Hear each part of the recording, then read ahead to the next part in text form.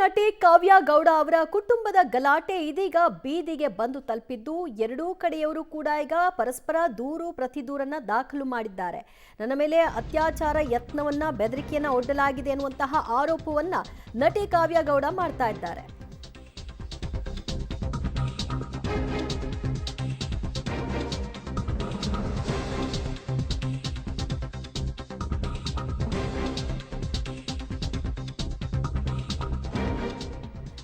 ಕಿರುತೆರೆ ನಟಿ ಕಾವ್ಯ ಗೌಡ ಕುಟುಂಬದ ಗಲಾಟೆ ವಿಚಾರ ಇದೀಗ ಪೊಲೀಸ್ ಠಾಣೆ ಮೆಟ್ಟಿಲತ್ತಿದೆ. ಠಾಣೆಗೆ ಇಬ್ಬರು ಕೂಡ ಹೋಗಿದ್ದಾರೆ. ವಾರಗಿತ್ತಿರ ವಾಗ್ವಾದ ಕೂಡ ಮುಂದುವರೆದಿದೆ. ರಾಮಮೂರ್ತಿ ನಗರದಲ್ಲಿ ದೂರು ಪ್ರತಿ ದೂರನ್ನ ದಾಖಲು ಮಾಡಿಕೊಂಡಿದ್ದಾರೆ. ದೂರು ಬಳಿಕ ಪಬ್ಲಿಕ್ ಟಿವಿಯ ಜೊತೆಗೆ ನಟಿ ಕಾವ್ಯ ಗೌಡ ಮಾತನಾಡಿದ್ದು ಏನಾಯ್ತು ಅನ್ನೋದರ ಬಗ್ಗೆ ಮಾಹಿತಿ ಹಂಚಿಕೊಂಡಿದ್ದಾರೆ. ನನ್ನ 2 ವರ್ಷದ ಮಗುವಿನ ಮೇಲೂ ಕೂಡ ಕೈ ಮಾಡಲಾಗಿದೆ ಅನ್ನೋದು ಅವರ ಆರೋಪ. ಈಗ FIR ಆಗಿದೆ. ಕಾನೂನು ಪ್ರಕಾರ ಅವ್ರು ಏನು ತಗೋಬೇಕೋ ಅವ್ರು ತಗೊತಾರೆ. ಯಾರೆಷ್ಟೇ ಜನ ಏನೇ ಮಾತಾಡಿದ್ರು ನನಗೆ ಯಾವುದಕ್ಕೂ ಭಯ ಇಲ್ಲ. ಯಾಕಂದರೆ ನನಗೆ ನಂಬಿಕೆ ಇದೆ ಕಾನೂನು ನನ್ನ ಪರ ಬರುತ್ತೆ ಅಂತ. So it's okay. ಅವರು ಏನೇನು ಹೇಳ್ತಿದ್ದಾರೆ ಆಸ್ತಿ ಬಗ್ಗೆ ಅಂತೆ. ಆಸ್ತಿ ಒಂದು ಹೇಳ್ತೀನಿ, ನನ್ನ ಮದುವೆ ಆಗಿ 4 ವರ್ಷ ಆಯಿತು. ನನ್ನ ಮಾವನ ಕಡೆಯಿಂದ ಆಗಲಿ ಅಥವಾ ನನ್ನ ಗಂಡನ ಕಡೆಯಿಂದ ಆಗಲಿ ನನ್ನ ಬ್ಯಾಂಕ್ ಅಕೌಂಟಿಗೆ ₹1 ಅಂತ ನನ್ನ ಅಕೌಂಟಿಗೆ ತೋರಿಸ್ಬಿಟ್ರೆ ಆಸ್ತಿ ಅಂತಾರಲ್ಲ, ಆಸ್ತಿ ಅಂದರೆ 100% ಅಲ್ವಾ. ಗಂಡನ ಕಡೆಯಿಂದ ದುಡ್ಡು ಇಸ್ಕೋಬೇಕು, ಮಾವನ ಕಡೆಯಿಂದ ದುಡ್ಡು ಇಸ್ಕೊಳ್ಬೇಕು ಹಂಗಂತ ಬಂದಿದ್ದರೆ, ನನ್ನ ಅಕೌಂಟಿಗೆ ಬಂದಿದ್ದರೆ ಡೆಫಿನೆಟಾಗಿ ನಾನು ಅವ್ರಿಗೆ ಎಸ್ ಅಂತೀನಿ. ಸೊ 18 ವರ್ಷದಿಂದ ಇಂಡಿಪೆಂಡೆಂಟ್ ಆಗಿ ದುಡಿತಾರೋ ಹುಡುಗಿ ನಾನು. I don't care. ಇದಕ್ಕೆಲ್ಲ ನಾನು ತಲೆ ಕೆಡಿಸ್ಕೊಳ್ಳಲ್ಲ. ಹೇಳೋರು 1000 ಜನ ಹೇಳ್ತಾರೆ. ನಾವು ಹೇಗೆ ತೊಗೊಂಡು ಹೋಗ್ತೀವಿ ಅನ್ನೋದು ತುಂಬ ಮುಖ್ಯ ಇದೆ. ನನ್ನ ಜೀವನ ನನಗೆ ಗೊತ್ತು, ನಾನು ಹೇಗೆ ನಡೆಸಬೇಕು ಅಂತ. ಇಲ್ಲಿ ಯಾರಿಗೋಸ್ಕರನೂ ಭಯ ಪಡ್ತಿಲ್ಲ. ಸೊ ಹೇಳಿ ಸರ್, ಆ್ಯಂಡ್ ಥ್ಯಾಂಕ್ ಯು ನಿಮ್ಮೆಲ್ರಿಗೂ. ಸ್ವಲ್ಪ ಬಂದು ನನ್ನ ಹೆಲ್ತ್ ವಿಚಾರ ಎಷ್ಟೊಂದು ಜನ ವಿಚಾರಿಸಿದ್ರ ಹಾಸ್ಪಿಟಲಲ್ಲಿ. Thank you, means lot. And ಏನೇ ಇದ್ದರೂ ಕಾನೂನು ಪ್ರಕಾರ ನಡೆಯುತ್ತೆ.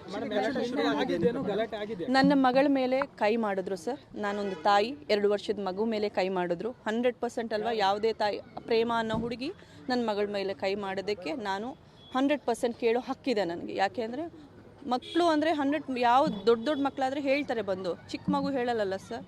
ನಾನು ಕೇಳಿದೆ ಯಾಕೆ ಹೀಗೆ ಅಂತ. ಆ ಹುಡುಗಿನೇ ಸ್ಟಾರ್ಟ್ ಮಾಡಿದ್ದು, ಅದು ಎಲ್ಲಿಗೋ ಹೋಗಿ ನಿಲ್ತು. ಆಮೇಲೆ ಅದಾದ ನಂತರ 7 ಗಂಟೆಗೆ ಅವರ ಅಪ್ಪ ಬಂದು ನನಗೆ ಹೊಡೆದು, ನನ್ನ ಗಂಡನಿಗೆ ಹೊಡೆದು, ಏನೇನೋ ವಿಡಿಯೋಗಳು ನೋಡ್ತಾ ಇರ್ಬೋದು. ನನ್ನ ಗಂಡ ಅವರೇನೋ ತಂಗಿಗೆ ಇದು ಮಾಡ್ತಾ ಇದ್ದಾರೆ ಅಂತ ರಾಂಗ್.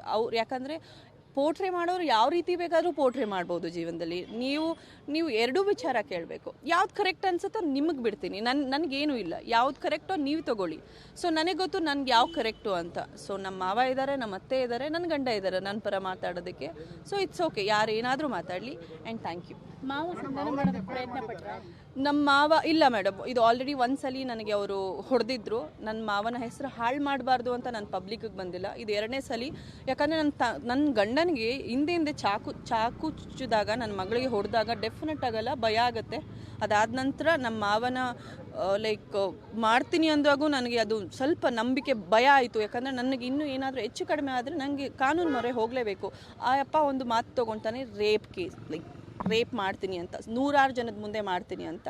ಸೊ ಅಪ್ಪಂಗೆ ಏನಾದರೂ ಧೈರ್ಯ ಇದ್ದರೆ ತೊಗೊಳ್ಳಿ ಸರ್. ಏನು ಸರ್ ಅವ್ರು ಹಂಗೆಲ್ಲ ಅಂದಾಗ ನಾನು ಹೆಂಗೆ ಸರ್, ನನ್ನ ಹೆಂಗೆ ಸರ್ ಮಾಡ್ಕೊಳ್ಳಿ, ನೀವೇ ಹೇಳಿ. ಅಷ್ಟು ಜನ ಬಂದು ಹೊಡಿಬೇಕಾದ್ರೆ ನಾನು ಹೆಣ್ಮಗು, ನಮ್ಮನೆ ತುಂಬ ದೊಡ್ಡದು ಸರ್. ನೀವ್ಯಾರೋ ಹೋಗಿರ್ಬೋದು ನೀವು, ನಮ್ಮನೆ ತುಂಬ ದೊಡ್ಡದು. ಅಲ್ಲಿ ನಡಿಬೇಕಾದ್ರೆ ಎಲ್ಲ ನನ್ನ ಮನೆ ಬಂದು ಸೌತ್, ನಾನು ಮದುವೆ ಆಗಿರೋದು ನಾರ್ತಿಗೆ. ಸೌತ್ ನನ್ನ ಮನೆ ಕಡೆಯಿಂದ ಎಲ್ಲರೂ ತುಂಬಿಕೊಂಡ್ರು, ನನ್ನ ಮೇಲೆ ಅಟ್ಯಾಕ್ ಮಾಡಿದ್ರು. ಒಂದು ಹೆಣ್ಮಗು ಮಾಡ್ತಾರೆ, ಅವ್ರು ಮಾಡಿದವ್ರು ಅನುಭವಿಸ್ತಾರೆ. ಥ್ಯಾಂಕ್ ಯು ಅಷ್ಟೇ. ಇನ್ನೇನು ಹೇಳೋಕ್ಕೂ ಇಷ್ಟ. ಹೌದಾ ಸರ್, ಆಸ್ತಿಗೋಸ್ಕರ ಅನ್ಕೊಳ್ಳಿ ಸರ್, ನಾನೇನು ಮಾಡಲಿ.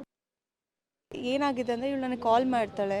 ಮಾಡಿಬಿಟ್ಟು ಶಿ ಸೆಡ್ ಈ ಥರ ಮನೇಲಿ ಅಸಾಲ್ಟ್ ಆಗ್ತಿದೆ, ಹೊಡಿತಿದ್ದಾರೆ, 4-5 ಜನ ಇದ್ದಾರೆ. ಪ್ರೇಮ, ನಂದೀಶ್ ಮತ್ತು ಕಸ್ತೂರಿ, ಪ್ರಿಯಾ ಆ್ಯಂಡ್ ಅವರ ವೈಟ್ ಕಾಲರ್ ಗಾಯ್ ಅಲಿ ಮೇಸ್ಟ್ರು, ರವಿ ಮಾಸ್ಟ್ರು ಅಂತ. ಸೊ ಹೊಡೆದಾಕಿದ್ದಾರೆ ಅಂತ ಹೇಳಿದ್ರು. ನಂಗೆ ಏನು ಮಾಡೋಕ್ಕೆ ಗೊತ್ತಾಗದೆ ನಾನು ಇಮಿಡಿಯೇಟಾಗಿ ಒಬ್ಬರು ಅಸಿಸ್ಟೆಂಟ್ ತೊಗೊಂಡು ಇಲ್ಲಿ ಪೊಲೀಸ್ ಸ್ಟೇಷನ್ಗೆ ಕಾಲ್ ಮಾಡ್ತೀನಿ, ಈ ಥರ ನನ್ನ ತಂಗಿಗೆ ಅಸಾಲ್ಟ್ ನಡೀತಿದೆ, ಪ್ಲೀಸ್ ಹೆಲ್ಪ್ ಮಾಡಿ ಅಂತ. ಅದಾದಮೇಲೆ ನಾವು ಬನ್ನೇಘಟ್ಟ ಮತ್ತು ಜಯನಗರಲ್ಲಿದ್ದ ಅಲ್ಲಿಂದ ಟ್ರಾವೆಲ್ ಮಾಡಬೇಕು. ಟ್ರಾವೆಲ್ ಮಾಡೋದ್ರಲ್ಲಿ ಬೇರೆ ಏನಾದರೂ ಆದರೆ ಏನಾಗುತ್ತೆ? ಈಗ ಅವ್ರು ಕೊಲೆ ಮಾಡಿಬಿಟ್ಟಿದ್ರೆ ಕೊಲೆ ಆಗೋಯ್ತು ಅಂತ ಹೇಳ್ತೀರಾ ನೀವು? You tell me. ಇಷ್ಟೆಲ್ಲ ಹೊಡೆದು ಇಬ್ಬರಿಗೂ ಕೋಲುಗಳಿಂದ ಹೊಡೆದಾಗ ಹೆಣ್ಮಗುಗೆ 4-5 ಜನ ಹೊಡಿಬೇಕಾದ್ರೆ ಸೊ ಅವಾಗ ಪೊಲೀಸ್ ಸ್ಟೇಷನ್ ಕಾಲ್ ಮಾಡಿ ಬಂದು FIR ಫೈಲ್ ಮಾಡಿದೆ.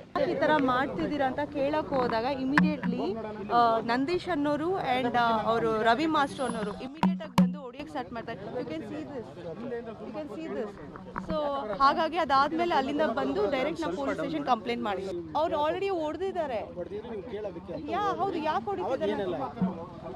ಅಲ್ಲಿ ಆಲ್ರೆಡಿ ಒಂದು ಡೈಲಮಾ ನಡೀತಾ ಇದೆ. ಸಡನ್ ಆಗಿ ನಾವು ಹೋದಾಗ ನಾವು ಹೋಗಿದ್ದು ಇಮಿಡಿಯೇಟ್ ನಮ್ಮ ಮೇಲೆ ಅಟ್ಯಾಕ್ ಆಗುತ್ತೆ ಸರ್. ಇದು ಅಲ್ಲಿ ಕೈಯಲ್ಲೇ ಆ್ಯಕ್ಚುಲಿ ಬಂದು ಇಲ್ಲೇ ಇಟ್ಕೊಂಡಿದ್ದು, ಇಬ್ಬರೂ ಅಷ್ಟೇ ಇಲ್ಲೇ ಇಟ್ಕೊಂಡು ಹೊಡಿಯಕ್ಕೆ ಸ್ಟಾರ್ಟ್ ಮಾಡಿದ್ದು. ಹೌದು, ನಾನೇ ಪೊಲೀಸಿಗೆ ಕಾಲ್ ಮಾಡಿ ಈ ಥರ ನನ್ನ ತಂಗಿಗೆ ಅಸಾಲ್ಟ್ ಆಗ್ತದೆ, ಪ್ಲೀಸ್ ಬನ್ನಿ ಹೆಲ್ಪ್ ಮಾಡಿ ಅಂತ. ಅವಳು ಕೊಟ್ಟಿದ್ದಾಳೆ, ನನ್ನ ಮೇಲೆ ಅಸಾಲ್ಟ್ ಆಗಿದೆ ಅಂತಲೇ ಕೊಟ್ಟಿದ್ದೀರಿ. ರವಿ ಮೇಸ್ಟ್ರು, ನಂದೀಶ್, ಪ್ರೇಮ, ಅವ್ರ 3 ಜನದ ಮೇಲೆ, ಬಿಕಾಸ್ ಅವ್ರು 3 ಜನನೂ ಅಟ್ಯಾಕ್ ಮಾಡಿದ್ದಾರೆ. ಮತ್ತಷ್ಟು ಮಾಹಿತಿ ಕೊಡ್ತಾರೆ ನಮ್ಮ ಪ್ರತಿನಿಧಿ ಭಾರತಿ. ಕಾವ್ಯಗೌಡ ಮತ್ತು ಅವರ ಸಹೋದರಿ ಮಾತನಾಡ್ತಾ ಇರೋದನ್ನ ಕೇಳಿಸಿದ್ರೆ ಅವರೇ ನೇರ ಅಟ್ಯಾಕ್ ಮಾಡಿದ್ದಾರೆ, ಆಸ್ತಿ ವಿಚಾರಕ್ಕೂ ಅಲ್ಲ, ಏನೂ ಅಲ್ಲ ಅಂತ. ವಿನಾಕಾರಣ ಗಲಾಟೆ ಯಾಕಾಗತ್ತೆ ಹಾಗಾದ್ರೆ? ಖಂಡಿತವಾಗ್ಲೂ ದಿವ್ಯಾ, ಇದು ಅನೇಕ ವರ್ಷಗಳಿಂದ ನಡೀತಿರುವಂತಹ ಒಂದು ಸೂಚನೆ ಕಂಡು ಬರ್ತಾ ಇದೆ. ಇವರಿಬ್ಬರ ಗಲಾಟೆ ಹಾಗೂ ವಿಚಾರಗಳನ್ನು ನೋಡೋದಾದರೆ, ಹೌದು, ಕಿರುತೆರೆ ನಟಿ ಕಾವ್ಯ ಅವರು ತಮ್ಮ ಓರ್ಗಿತ್ತಿ ಪ್ರೇಮ ಅವರ ವಿರುದ್ಧ ದೂರನ್ನು ಕೊಟ್ಟಿದ್ದಾರೆ. ಜೊತೆಗೆ ಪ್ರೇಮ ಅವರ ತಂದೆಯ ವಿರುದ್ಧವನ್ನು ದೂರನ್ನು ಕೊಟ್ಟಿದ್ದಾರೆ.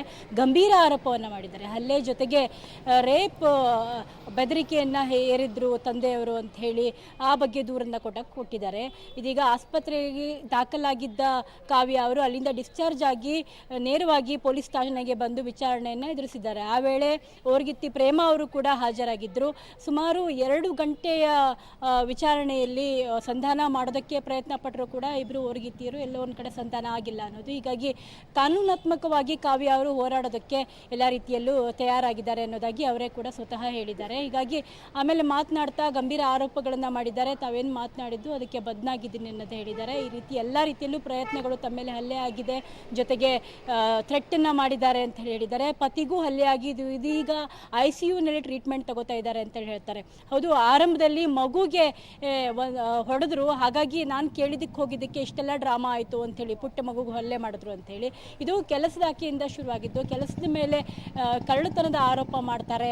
ಹೀಗಾಗಿ ನಾವು ಮಗು ಮೇಲೂ ಹಲ್ಲೆ ಮಾಡಿದ್ರು. ಹೀಗಾಗಿ ಅನೇಕ ವಿಚಾರಕ್ಕೆ ಈಗ ಹೀಗೆ ಶುರುವಾದ ಗಲಾಟೆ ಮುಂದೆ ತಾರಕಕ್ಕೇರಿ ನಾವೇ ಹೋಗಿ ಪ್ರಶ್ನೆ ಮಾಡಿದ್ದಕ್ಕೆ ಈ ರೀತಿ ನಮ್ಮ ಮೇಲೆ ಗುಂಪು ಕಟ್ಕೊಂಡು ಬಂದು ಅವ್ರ ಫ್ಯಾಮಿಲಿಯವರೆಲ್ಲ ಬಂದು ಹಲ್ಲೆ ಮಾಡಿದ್ದಾರೆ. ಹೀಗಾಗಿ ನನ್ನ ಅಕ್ಕ ಕೇಳೋದಕ್ಕೂ ಬಂದರು, ಅಕ್ಕ ಅಂದರೆ ಭವ್ಯ ಗೌಡ, ಅವರು ಕೇಳೋದಕ್ಕೂ ಬಂದರು, ಅವರಿಗೂ ಪ್ರಾಬ್ಲಮ್ ಮಾಡಿದ್ರು. ಹೀಗಾಗಿ ನಾವು ದೂರನ್ನು ಕೊಡಬೇಕಾಯಿತು ಅಂತ ಹೇಳ್ತಾರೆ ಕಾವ್ಯ ಗೌಡ ಅವರು. ಹೀಗಾಗಿ ಓರ್ಗಿತ್ತಿಯ ವಿರುದ್ಧವೇ ಕಾನೂನು ಪ್ರಕಾರವಾಗಿ ಹೋರಾಟ ಮಾಡೋದಕ್ಕೆ ಎಲ್ಲ ರೀತಿಯಲ್ಲಿಯೂ ಪ್ರಯತ್ನವನ್ನು ಮಾಡಿದಂತಿದೆ ಸದ್ಯಕ್ಕೀಗ ಕಿರುತೆರೆ ನಟಿ ಕಾವ್ಯ ಗೌಡ ಅವರು. ದಿವ್ಯಾ ಜೊತೆ ಓಕೆ ಭಾರತಿ, ಸಂಪರ್ಕದಲ್ಲಿರಿ, ಮತ್ತಷ್ಟು ಮಾಹಿತಿಯನ್ನು ನಿಮ್ಮಿಂದ ಪಡ್ಕೊಳ್ತೀವಿ.